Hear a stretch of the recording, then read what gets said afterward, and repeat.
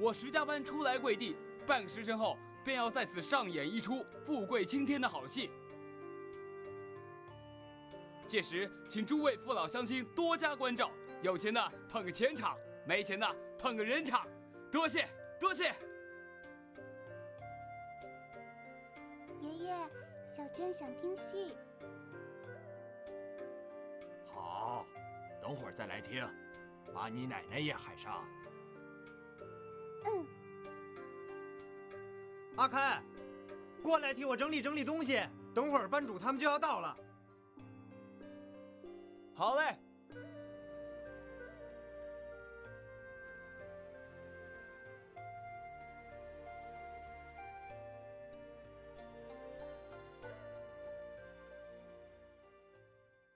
小婵，别生气嘛。下次我再带你去看好玩的东西。其实冰岩洞上面也挺有意思的。小婵再也不信云溪哥哥了，大骗子！不骗你，不骗你。前一天那是倒霉，不小心撞到熊，平时不会那样。你看我一直好好的。真的吗？真的，当然是真的。要能去更远的地方，还可以买许多好吃的，在村子里你见都没见过。而且人家过节和我们不一样，会在河面上放花灯，漂亮的不得了。漂亮的，小婵喜欢。有时候还请戏班子进城唱戏，穿得花花绿绿，让人眼睛看都看不过来。那是什么？就是一群人演故事给你瞧呗。邱爷爷只能说故事给你听，多没劲！假如所有人都站在这儿唱给你听，跳给你看，那可有意思了。哇，好好玩，小婵想看。下回我们再偷偷跑出去吧，走得远些。有多远？天黑前能回来吗？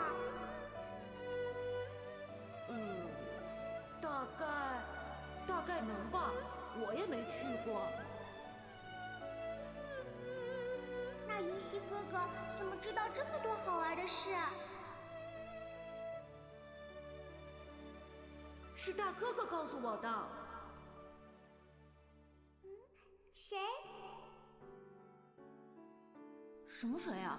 大哥哥就是大哥哥，反正你不认识。村里的人，小婵都认识。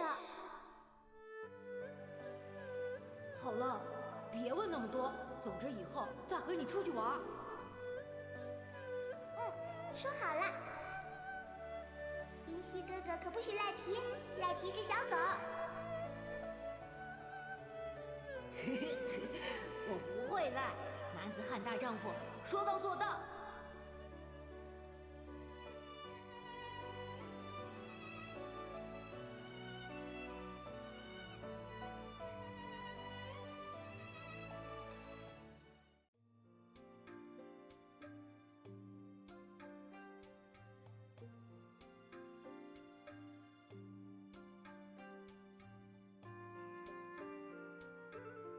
是苏苏，你也来看戏啊？不晓得好不好看，我还没见过呢。对了，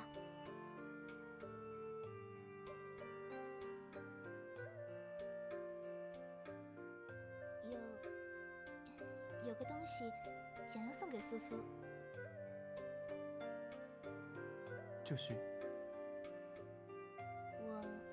捏泥人的老伯教我做的，像不像呢？我有贼偷酒！光天化日之下做贼，你好大胆子！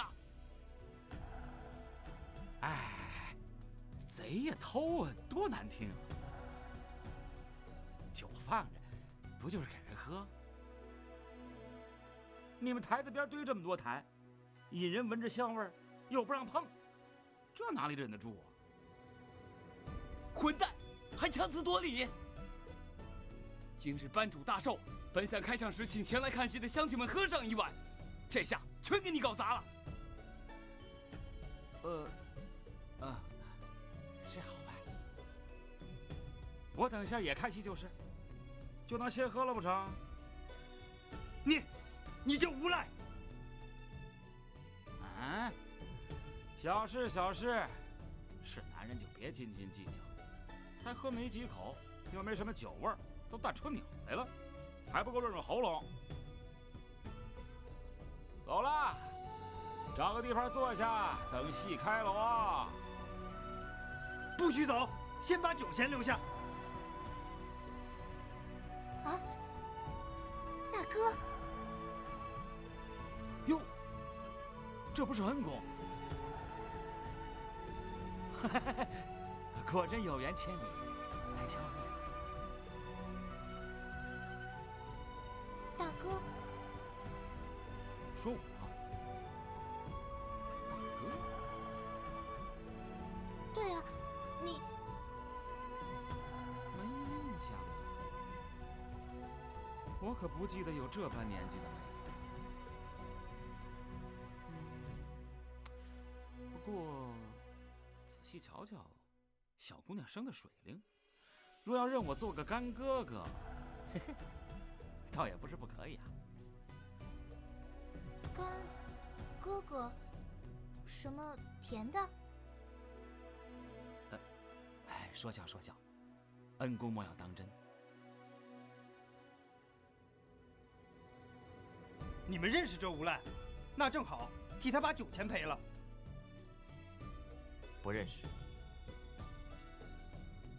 恩公怎么见外了？江都城赌坊外，我可是记得清清楚楚啊。你们到底？我替他赔吧，要多少钱？嘿嘿嘿，妹子心善，哈哈哈哈！以后定会有好报啊，嫁个好人家。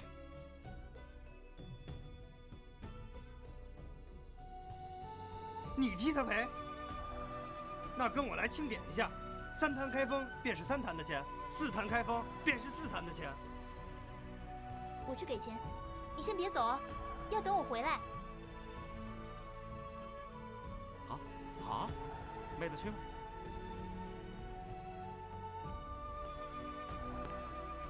晦气！开场之前竟遭了贼，等下可要问问班主，今天这戏到底还演不演？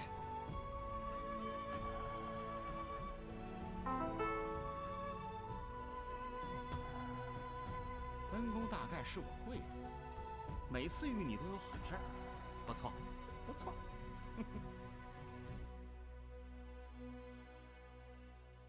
可找到你这醉道士了。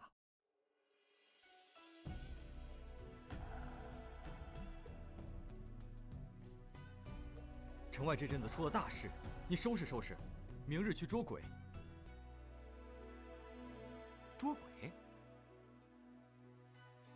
嗯，不去不去。这阵子只想喝酒，不想管事儿。你这德行，哪天不想喝酒？平日顶着道门俗家弟子的名号，10天半月来安陆做些小法事混酒钱，如今有多些钱赚，竟还不要？多些钱？够你买上30坛好酒了。那说来听听。安陆附近有个自贤山庄，你是听过的吧？几十年前，庄子里的人1日之内被仇家杀了，怨气散不去，简直鬼气冲天，没人想再靠近那里。又过了些年，碧山也成了一个乱葬岗。后来有个云游道人路过，觉察怨魂霸道，就给自贤山庄施了个封印，困住那些厉鬼。本来这些年倒也相安无事，虽然碧山乱葬岗时有鬼魂游荡，但常人却不一定看得见。就算见着了，你不靠近他，他也不伤你。自仙山庄那些厉鬼，更是没见从庄子里出来。可最近邪乎了，有些人途经碧山被鬼伤着，还有丢掉性命的。大伙怀疑那封印是不是没用了？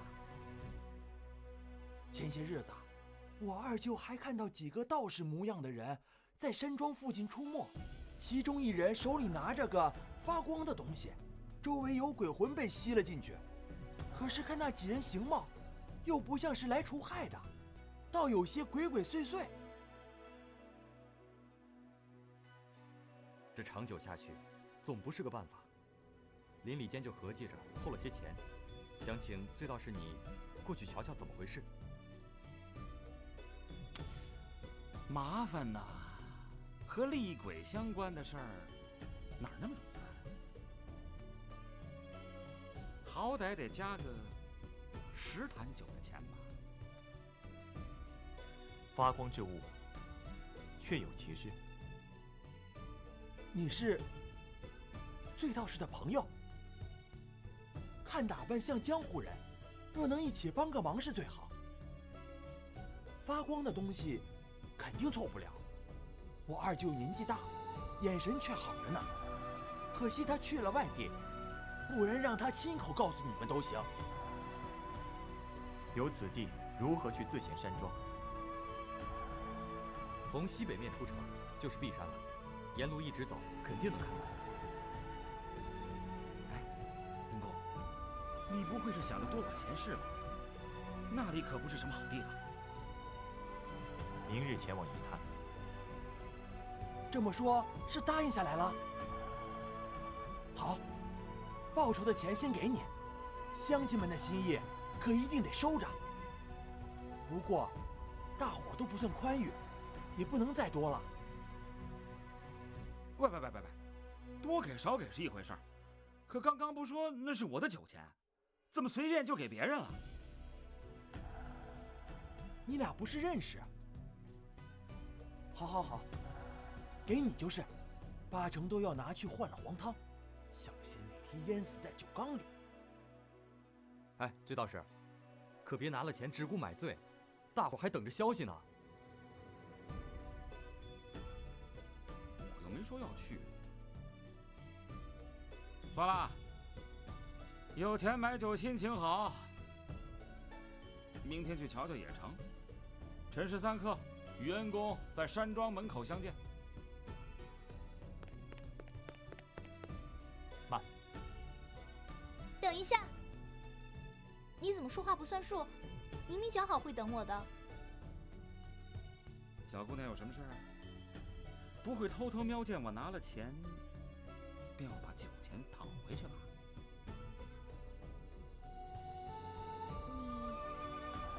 你叫什么名字？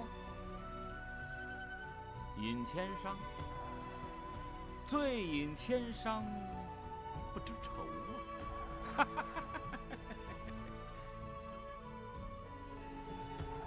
饮，真的不是大哥。小姑娘，原来我和你大哥长得很像吗？你再找他。可惜啊，可惜，我没那福气。要能有你这样的好姑娘做妹子，我也挺欢喜。最好天天帮忙把酒钱付了，啊？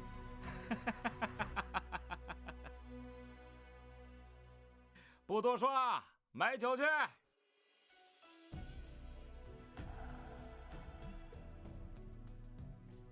真的那么像你大哥？可是，感觉又不太一样。大哥不会这样哈哈笑着讲话，也不会穿得这样随意，更不会喝酒。在我们那儿，酒是祭祀时才用的。其实我也认不准，毕竟过了好多年，样貌会变。或许只是一个长得很像的人吧。要真是大哥，又怎么会不认我呢？不不想了。苏苏，刚才你们说明天要去哪儿？安陆城外自前山庄，青玉坛弟子似乎带着玉衡碎片现身于附近。真的？发生什么事了？先回客栈，若是其他人也在，一并说来。好。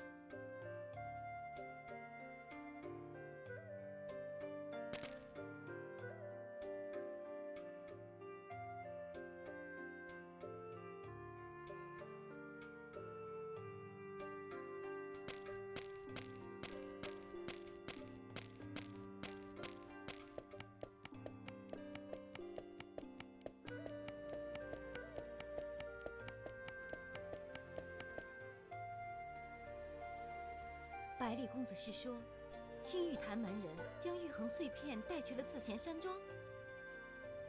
莫非是以玉衡吸取那儿的鬼魂，又或解了封印，纵鬼害人，坐收渔利？是否玉衡，尚不能全然断定，应是10之8九。自贤山庄这名字，好像在哪儿听过。想不起来，不管了。反正肯定是青玉坛的人捣鬼，得去阻止他们。权衡轻重，衡山之行，只怕须得暂且搁下。唉，又要晚些才能把少公抢回来了。少公哥哥，不会有什么事吧？哼，谅他们也不敢动少公一根毫毛。不过这心里还是忍不住急啊。那位尹公子也要与我们一同探查自贤山庄。不必多加理会。他去也挺好，毕竟长得那么像大哥，看着都开心。那明天可得好好瞧瞧姓尹的，以后在大街上见得长得像的，替你多留心。好啊，谢谢。歇息一晚，明日辰时便去自贤山庄。